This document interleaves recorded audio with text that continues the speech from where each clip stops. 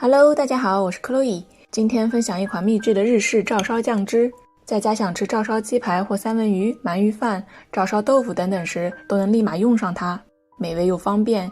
现在我们就开始吧。准备好这些材料，这个分量刚好够做一瓶250毫升的照烧汁和一瓶180毫升左右的照烧酱。先重点介绍一下材料和我的配方。做照烧酱汁的材料有很多的版本，但一般都会包含这3样东西：酱油、味淋和清酒。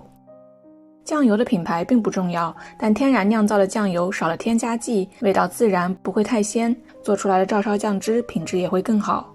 味淋的名字怪怪的，其实就是一种用糯米发酵做出来的甜甜的料理酒，在料理中除了能去腥和补充甜味，还能凝固蛋白质，并给食材增加一层诱人的光泽。清酒也是用米酿造的酒，但和味淋相比，它酒精度明显更高，甜度更低。注意这里用的是料理用的清酒，物美价廉。这3样调料在中式的家庭料理中也很实用，不推荐用其他的材料来代替。即使不用来专门做这个照烧酱汁，按照1:1:1的比例混合，就可以让你的料理有基本的照烧风味了。用白砂糖或者冰糖都可以，我喜欢用红糖，因为它有股天然的焦香味，香油的味道非常重，所以只需要用到1茶匙。最后这个柴鱼片是一个很实用的鲜味来源，买一小包备着，煮汤汁、酱汁、卤汁时只需要用到几克就可以提鲜，耐用也耐储存。做照烧酱汁的话不是必须，没有也可以省略。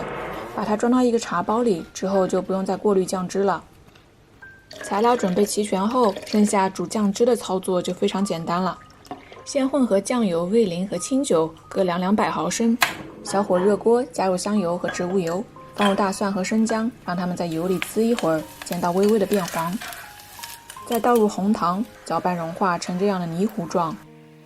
倒入混合液，这时锅底的糖会凝结成块，搅拌一会儿就会溶解。然后加入蜂蜜4汤匙和装了柴鱼片的茶包，小火煮15分钟左右。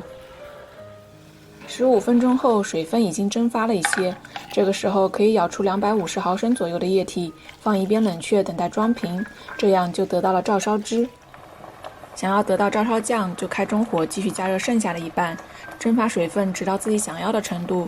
注意冷却后的浓稠度还会进一步提高，所以要拿捏好收汁的分寸。关火后，捞出柴鱼片茶包和姜蒜，再加入1汤匙左右的烤白芝麻做个装饰。稍稍冷却后，就可以把照烧汁和照烧酱都装入干净的玻璃瓶里。在阴凉处保存1个月应该没有问题，但是这个照烧酱和照烧汁的分量都不大，使用起来也真的很方便又美味。比如照烧汁可以用来煮照烧豆腐、照烧鸡腿和三文鱼等等，照烧酱则可以用来做烧烤酱，也可以加水搅拌重新稀释当做照烧汁来用，还可以装入尖嘴的调味瓶里，用在大阪烧或章鱼小丸子上做调味和装饰。一款非常方便和实用的酱汁，分享给大家，希望你喜欢。我是 Chloe， 谢谢大家收看，喜欢我的视频，欢迎订阅、转发、点赞、留言，每周都会有更新。